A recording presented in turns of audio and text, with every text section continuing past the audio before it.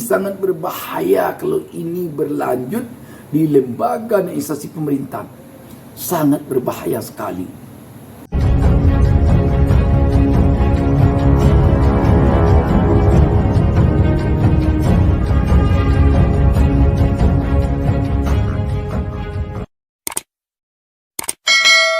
Assalamualaikum warahmatullahi wabarakatuh. Kita jumpa kembali. Saya Bustami Narda. Tak lupa mendoakan kepada Allah Subhanahu Wa Taala, Tuhan Yang Maha Esa. Semoga seluruh pemirsa tetap berada dalam lindungan Allah Subhanahu Wa Taala, dan semoga kita semua tetap diberinya keberkahan hidup. Sahabat BN, memang telah lama terngiang-ngiang bagaikan kabar burung adanya indikasi penyusupan pihak-pihak yang dikhawatirkan akan merusak lembaga-lembaga atau instansi-instansi pemerintah. Sekarang ini Menko Polhukam Mahfud MD sendiri yang tampaknya terkesan khawatir dengan kemungkinan adanya penyusupan-penyusupan itu. Kita baca berita tentang hal ini dan ini menarik untuk kita bahas. CNN Indonesia menurunkan berita di bawah judul Mahfud ungkap banyak penyusup di pemerintah, minta perketat rekrutmen.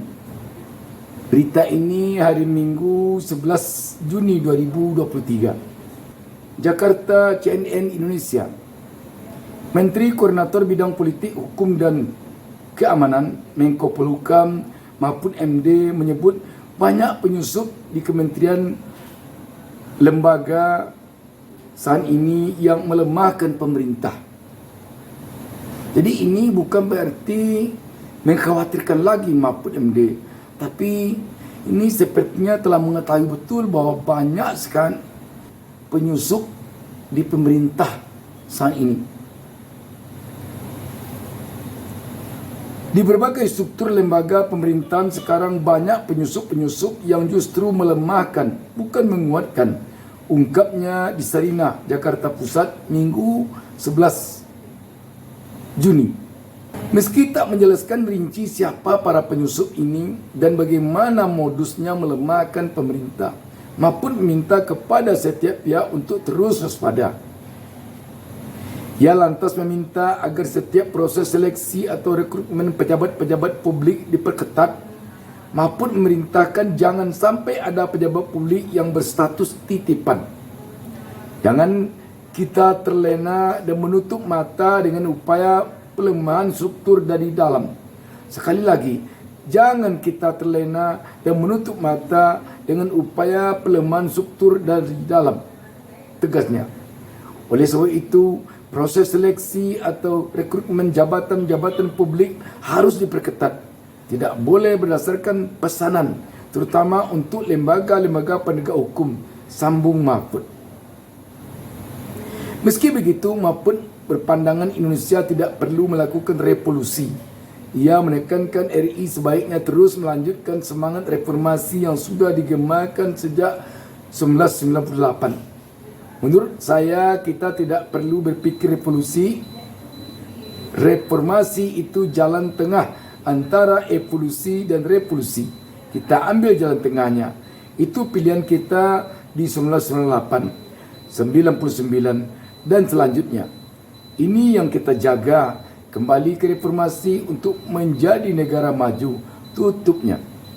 Sahabat BN, apa yang disampaikan Mahfud MD ini tampaknya ini telah sangat jelas, dan Mahfud MD telah tahu ini bahwa ada penyusup selama ini yang masuk ke pemerintahan. Sahabat BN, dulu memang kita mendengar kabar tentang adanya indikasi penyusupan-penyusupan yang masuk ke lembaga atau instansi pemerintah kita. Yang sangat dikhawatirkan adalah penyusupan dari Partai Komunis Indonesia PKI. Sehingga sangat dikhawatirkan PKI ini secara ideologis dia telah menyusup ke berbagai lembaga dan instansi di pemerintahan kita. Kalau ini yang dimaksudkan oleh Mahfud MD, ini benar-benar sangat mengkhawatirkan kita. Sebab tentu kita telah mengetahui bahwa anak, cucu atau keturunan PKI sekarang ini bisa jadi telah menyebar, telah menyusup ke berbagai lembaga dan instansi yang ada di pemerintahan kita, di pemerintahan Republik Indonesia. Bisa saja dia banyak di DPR, mulai dari DPR RI, mungkin juga DPRD provinsi, kabupaten, kota. Bisa juga dia masuk ke lembaga-lembaga pemerintahan, instansi-instansi pemerintahan, pada berbagai kementerian, pada berbagai dinas, pada berbagai jenjang atau hierarki di pemerintahan, mulai dari pusat sampai ke daerah. Jadi ini memang perlu. Sekarang ini tampaknya seluruh pihak waspada dan hati-hati.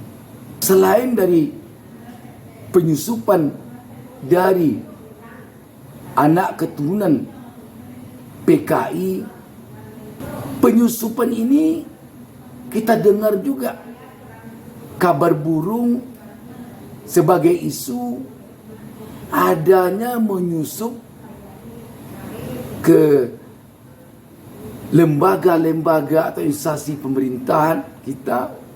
Contohnya dalam suatu kementerian, dia menyusup masuk ke sana, bisa saja dia dengan membawa rekomendasi atau berupa titipan dari orang-orang kuat. Dia masuk ke sana sampai di kementerian itu, misalnya kalau dia masuk ke kementerian, dia acak-acak anggarannya ada di sana. Contohnya kalau dia masuk ke kementerian, menterinya karena ini adalah titipan,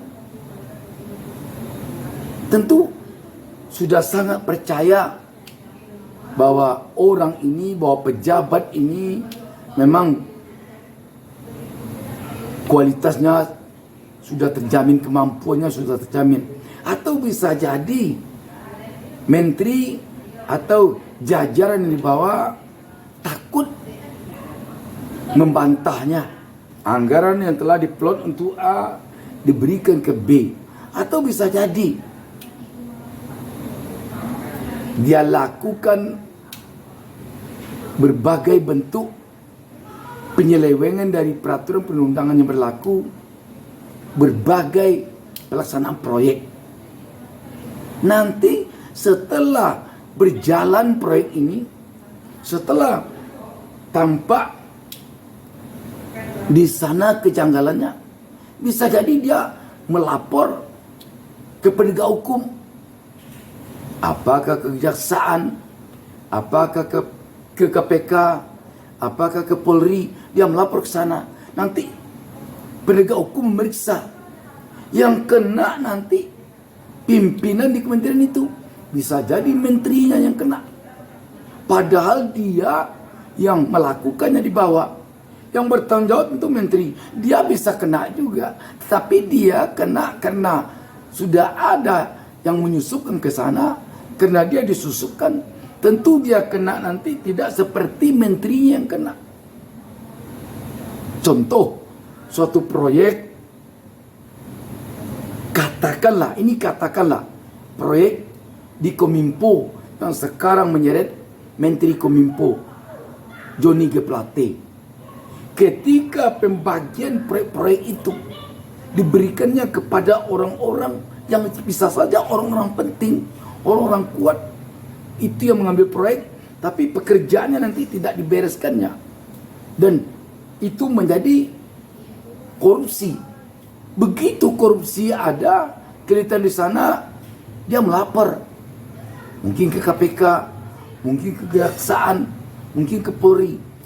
Begitu nanti dilihat, terbukti memang korupsi. Sehingga bisa menterinya yang ditangkap, bisa sekjennya yang ditangkap, bisa dirjennya yang ditangkap. Dia juga ditangkap yang membuat itu. Tetapi cara hukuman dia akan berbeda dengan hukuman yang sudah ditarget untuk dihukum.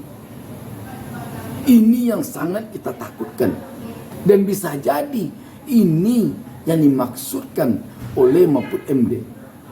Sebab Mahfud MD tidak menguraikan secara rinci di sini apa bentuk penyusupan itu.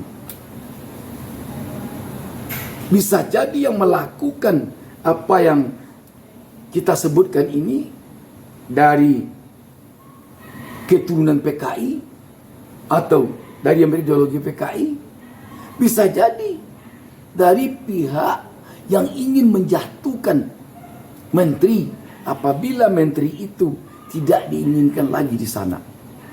Bisa jadi begitu. Seorang menteri, seorang sekjen, seorang direktur, kalau sebuah proyek diusulkan oleh orang yang kebetulan dia datang menjadi pejabat di sana, dititipkan oleh orang yang sangat kuat, ketika dia hendak memberikan suatu proyek kepada pihak yang juga sangat kuat, sangat berpengaruh, bagaimana dia mengelak untuk diberikan. Tetapi setelah diberikan proyek ke sana nanti, lantas pekerjaannya tidak selesai, terdapat indikasi korupsi dan dilakukan penyelidikan serta penyidikan oleh pihak penegak hukum, kenalah yang ditargetkan seperti menteri. Kalau menteri ditargetkan untuk itu, ini sangat berbahaya kalau ini berlanjut di lembaga dan instansi pemerintah. Sangat berbahaya sekali. Yang jadi korban nanti adalah menteri yang ditargetkan untuk itu. Yang jadi korban nanti bisa sekjen, dirjen, atau direktur yang ditargetkan untuk itu. Dan kalau ini masuk ke pemerintahan provinsi, kalau yang ditargetkannya gubernur, gubernur bisa kena oleh ini.